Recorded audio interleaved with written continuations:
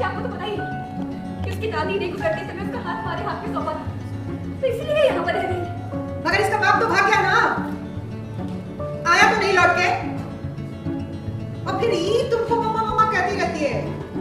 सम्राट अपने आप को पापा नहीं कर पाता है, तो ऐसे ही रहेगी खाना पे बस।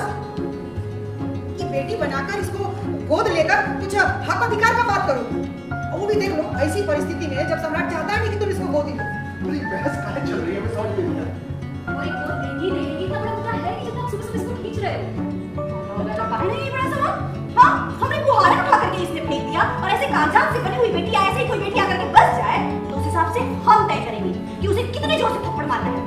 भाभी लेकर हम दीवाना दिल सीरियल की ऑन सेट में जहां तारा बताती है कि सम्राट जी आपको तो पता ही है कि इनकी दादी गुजरते टाइम में इनका हाथ मेरे हाथ में थमा दिया था और कहा था कि आज से इस बच्चे का ख्याल मुझे ही रखना है, तो अब आप ऐसा क्यों कर रहे हो जबकि आपको तो सब कुछ पता है। तभी सम्राट की माँ कहती है कि तुम्हें ये माँ करती रहती है, तुम इसे अपनी बेटी मान रही हो, हम में से कोई भी इसे पोती या फिर कुछ भी नहीं मानता है, और यहाँ तक कि सम्राट भी इसे अपनी बेटी नहीं मानता है, तो क्या बेटी बेटी लगा रखा है तुमने। और अगर बेटी बनानी है तो कागज़ कार्रवाई अच्छे से करके फिर बेटी बनाओ ना।